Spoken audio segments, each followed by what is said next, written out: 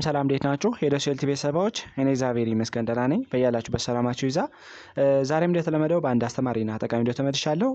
በዚህ ቪዲዮ የበቆሎ ጸጉር ወይም ደግሞ የበቆሎ ሀር ምን አይነት የጤና በረከቶች አሉት የሚለውን ለእናንተ በደንብ ዘርዘር አድርጌ እነግራችኋለሁ። ከዛ በፊት ግን ለቻናሉ አዲስ ከሆናችሁ ቻናሉን ሰብስክራይብ ያደርጋችሁ ጀምሩ። ነባር ቤተሰቦችም የዩቲዩብ አልጎሪዝም ለብዙዎች እንዲያደርስና ብዙዎችን ስለሚያስተምር ላይክና ሼር ማድረጋችሁን አትርሱ። አብራችሁን ቆዩ።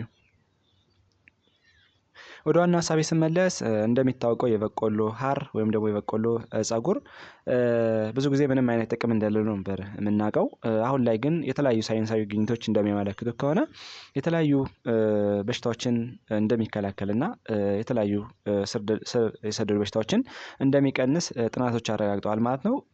ከነዚህ ውስጥ እንግዲህ አንዱ ኩላሊት ላይ የኩላሊት ኢንፌክሽንን፣ የኩላሊት ጠጠርን እንዲሁም ደግሞ ደም ውስጥ ያለውን የስኳር መጠን በማረጋጋት የስኳር በሽታ እንዳይከሰት ያደርጋል። ሌላው ደግሞ ብግነትን በመከላከል እና በመቀነስ አጠቃላይ ብግነትን ተንተርሰው ሊመጡ የሚችሉ ተላላፊ ያልሆኑ በሽታዎችን በመከላከል ደረጃ ትልቅ ሚና እንዳለው ብዙ ሳይንሳዊ ግኝቶች አመልክተዋል ማለት ነው።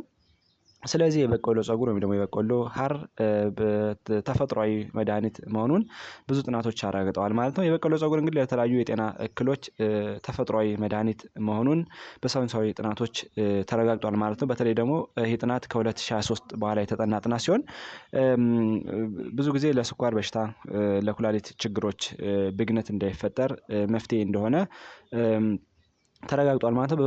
የበቆሎ ጸጉር እንደ ሻይ ተፈልቶ ሲጠጣ እነዚህን የጤና ችግሮች መከላከል እንደሚችልና የተለያዩ የጤና እክሎችን መቀነስ እንደሚችል ሳይንሳዊ ጥናቶች አረጋግጠዋል ማለት ነው። ሳይንቲስቶች ባደረጉት ጥናት እንግዲህ የበቆሎ ጸጉር በውስጡ ጸረ ብግነት ወይም ደግሞ አንቲ ኢንፍላማቶሪ ኢፌክት አለው።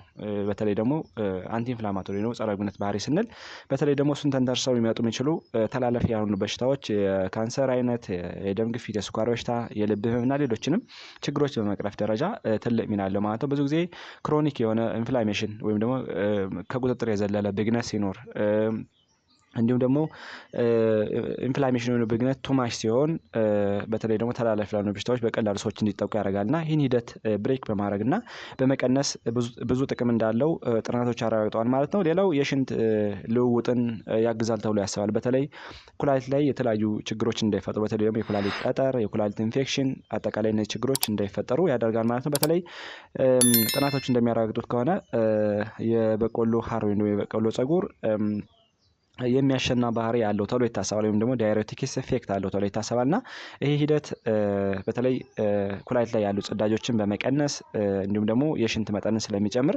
በቀላሉ ኢንፌክሽኖች አሴንድ እንዳያደርጉ ይከላከላል ማለት በዛ ሂደት ለኩላሊት ኢንፌክሽን ሰዎች እንዳይጠቁ እንዲሁም ደግሞ ጠጠር ሊያመጡ የሚችሉ ማዕድናትን እንዲሁም ሌሎችንም ጽዳጆች አግሪጌት እንዳያደርጉና ስቶን እንዳይፈጥሩ በማድረግ ትልቅ ሚና እንዳለው ጥናቶች አረጋግጠዋል ማለት ነው። ሌላው ደም ውስጥ ያለውን የስኳር መጠን እንዲረጋጋ በማድረግ በተለይ ደግሞ የስኳር በሽተኞች በቀላሉ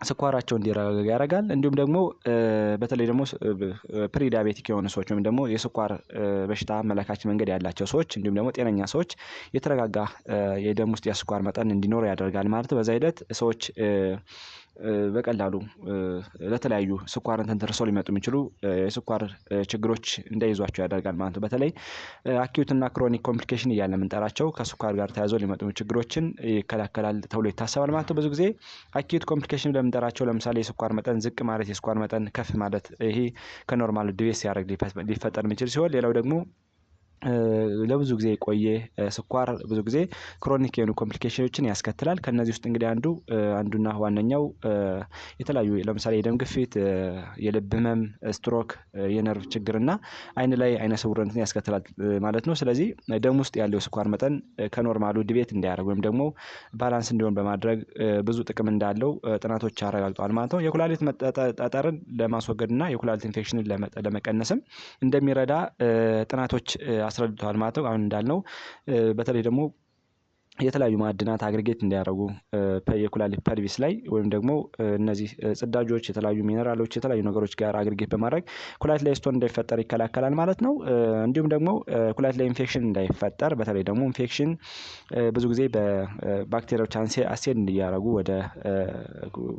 ወደ ኪድኒ እንዳይሄዱ በማድረግ እና አጠቃላይ ደበሬዎችን ወይም ደግሞ ጽዳጆችን በቀላሉ ስለሚያስወግድ እንደ ዳይሬክት ኢፌክት ስላለው የበቆሎ ፀጉር ወይም የበቆሎ ሀር በቀላሉ ሰዎች ለኩላሊት ጠጠር ለኩላሊት ኢንፌክሽን እንዳይጠቁ እና ደግሞ ስር የሰደደ የኩላሊት ችግር እንዳይፈጠር ያደርጋል ተብሎ ይታሰባል ማለት ነው። ሌላው አሁን እንዳልነው የደም ስኳር መጠንን ለመቆጣጠር በመርዳቱ የስኳር ህመምተኞች ሁኔታቸው እንዳይባባስ ያደርጋል ማለት ነው። ብዙ ጊዜ አሁን እንዳልነው አኪዩት እና ክሮኒክ ኮምፕሊኬሽን እያልን የምንጠራቸው ችግሮች እንዳይፈጠሩ ያደርጋል። ብዙ ጊዜ የስኳር ህመምተኞች ስኳርን ተንተርሰው ሊመጡ የሚችሉ አጣዳፊ ችግሮች እና ለብዙ ችግሮች እንዳይከሰቱ ያደርጋል ማለት ነው።